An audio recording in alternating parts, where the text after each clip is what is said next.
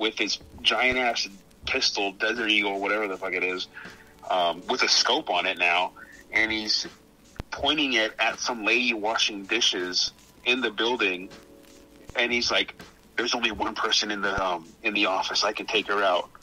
And it's like, she's nobody. You know, he's just wanting to kill people. I'm like, what do you? She's literally, I think she's like literally washing dishes or something. And he has the, you know, she's in this in the scopes, in his scope, and then he's like, I can take her out. There's only one person. I can take her out, no problem.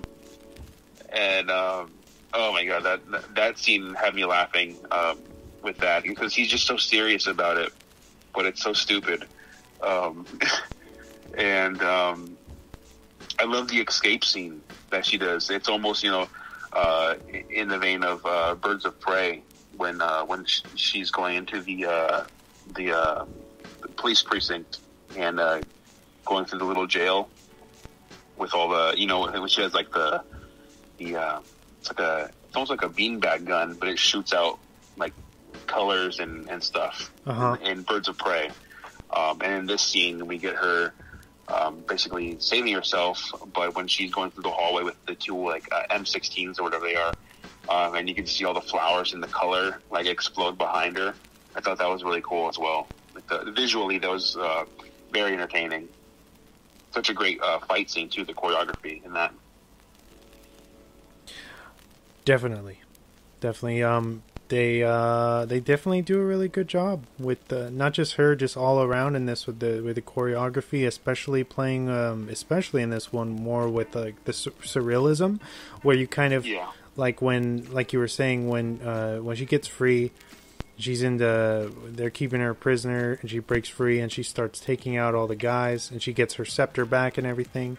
All of these flowers and everything are kind of take over the screen, and you're kind of seeing it's like a glimpse into the psyche of Harley and how she's like viewing the life. You know, that's not actually there. It's not meant to be like, oh, this is reality. It's like you're seeing how she's like sees herself in what she's doing or whatever. And they kind of do that again when you know, in a sense, when she jumps through Starro's eyeball at the end, they do a similar thing. And I love like the kind of how Gunn plays with surrealism in that way, specifically with Harley. I felt like, it was beautiful. A lot of it was. But yeah, I had a couple questions for you. What did you think about some of the certain, like the themes in this? Like I saw that there was, or at least I picked up on like some themes of like control, and how, you know, people trying to keep you kind of brainwashed or assigned to like a certain thing, you know, but keeping you in the dark about other stuff. Did you pick up on that at all? Yeah, especially towards the end. But no, I enjoyed little seeds that James Gunn dropped in there.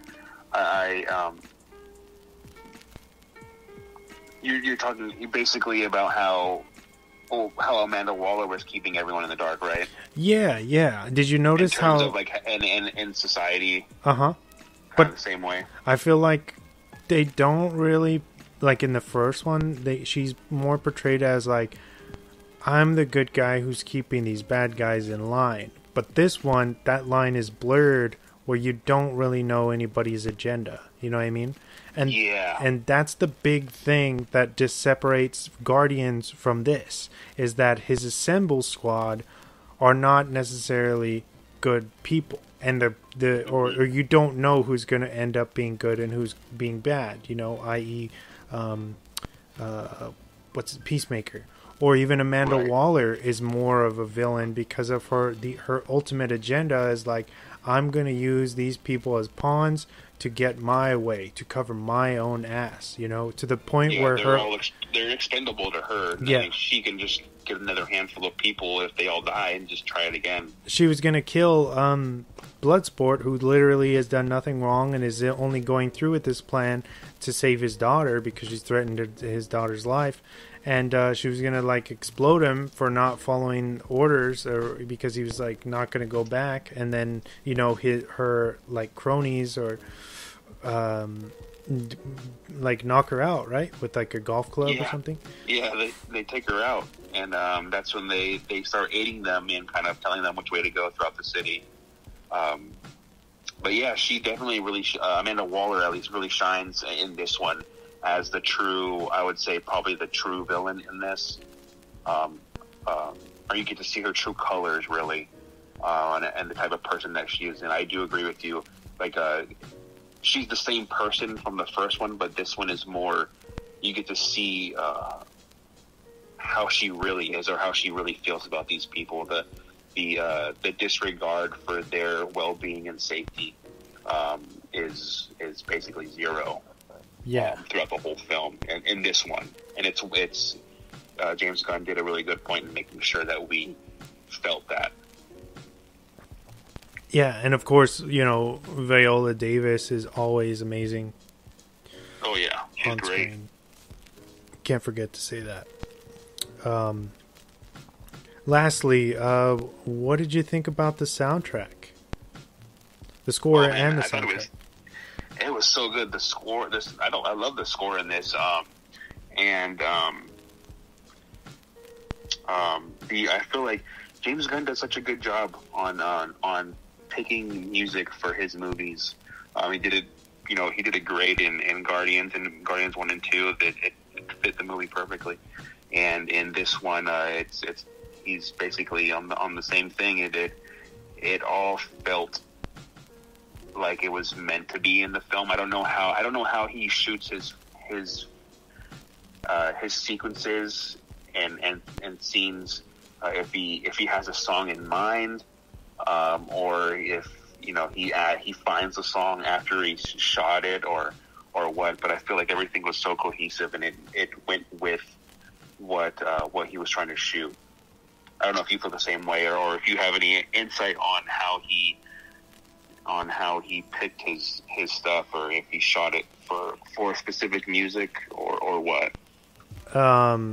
No, but I mean, it sure feels like that because of how, I'm not sure if they were just they had a really good editor that's able to manipulate stuff, and slow stuff down to match timing. But like, for example, when it starts raining and they're like on their way to where Starro is at, they're trying to sneak in, and I think Harley says something like, "Oh, like rain, it's like when it's like God is jizzing all over us," or something like that.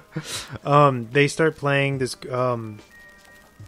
Pixie song, "Hey," and I've heard that's a song that I've heard for years.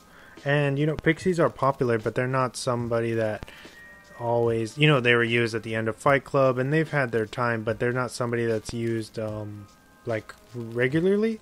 So to hear them in this kind of huge popcorn blockbuster, and to be used in such a cool, like, appropriate way, when you're watching this, and it just makes sense, and it almost hypes you up, for what's coming. Mm-hmm. And I love when music is able to escalate or like create these stakes in a movie, you know what I mean? Because it doesn't always work, but I feel like for this one, and James Gunn is obviously talented at doing this, but I really enjoyed that. Was even the opening with Johnny Cash, not even Johnny Cash, it's Johnny Cash live at Folsom Prison. Incredible that was opening. So cool. I love that. With Michael Rooker, bouncing his ball to the, like you're saying, to the beat of the bass line of that song. It's incredible, and it really sets the mood, and that of course jumps us to something that I've already talked about, I think, when you wrecked it, Culture Abuse, a band that's no longer, they've already disbanded, but they closed the film with a Culture Abuse song called So Busted, which I named this episode after, and it's because they use that song to interpret like the love that Sebastian and Bloodsport have kind of started, you know what I mean? Mm-hmm. And what a perfect song, and like the last song you would ever expect, for them to to pick. Knowing that band and knowing how small they were, how small of a circle they had, is like, how the fuck did this get into the on the radar of James Gunn? It's incredible, but he's never ceases to amaze me, and I love when filmmakers are able to do that. Thinking outside the box. What a great soundtrack. And of course, John Murphy with his score. The score is great as well. I know you said you pre-ordered the Mondo soundtrack, right? Yes, yeah, I did. That's awesome. Yeah, I can't wait to get that. Definitely gonna. I don't know. I'm gonna have to play the shit out of that one.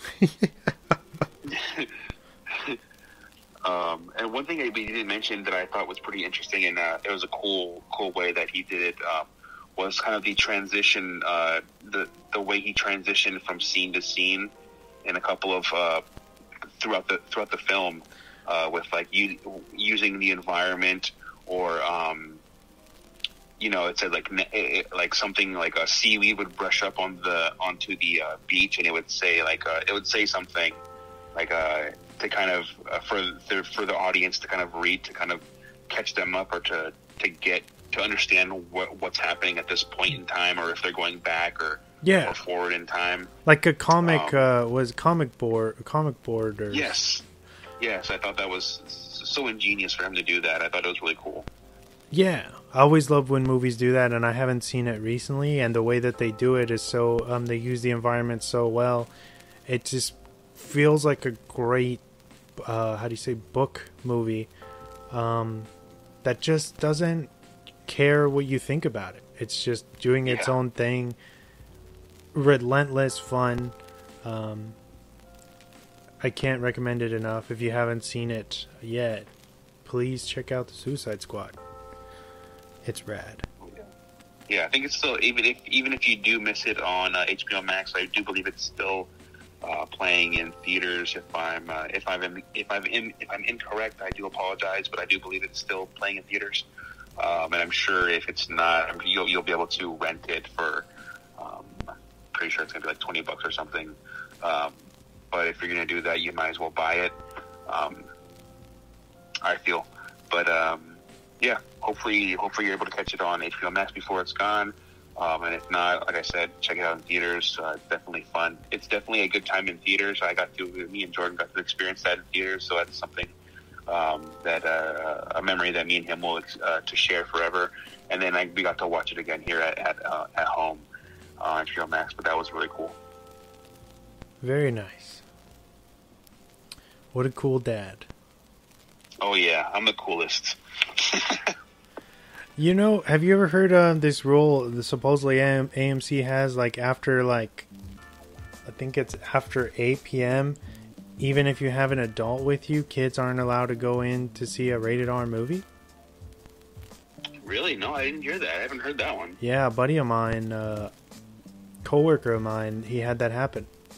Keep in mind, this guy's like 45 years old. He has a family. I guess they wanted to go see was the Forever Purge or whatever, because daughters are really into those movies for whatever reason. Don't ask me to explain why. They're the ones keeping the franchise alive. Yeah. So they were like, "Yeah, Dad, go take us to watch this." So they're all hyped. They get to AMC. I think it was like Fashion Valley. They roll in. They already have the tickets. They sold them the tickets at the window, and the ticket stub guy, cowboy, I guess. He's like, "Oh yeah, your daughters can't come in because it's past 8 o'clock. They can't come in." And he's like, "What do you mean they can't come in? Like, I'm their dad. Like, they're with an adult. So what's the problem?" And he's like, "No, I would recommend you turn around and go buy like a kids movie ticket because they can't come in to see this movie." All like cowboy status, dude. Like, not having it. What the hell? And he even radioed the front for them to give them a refund and to not made a big ass scene instead of just saying like letting them go. He made a big ass scene about it. And I just like, when the fuck then did that become like a When rule? that become a thing? I've never heard that ever. No, it's like if you have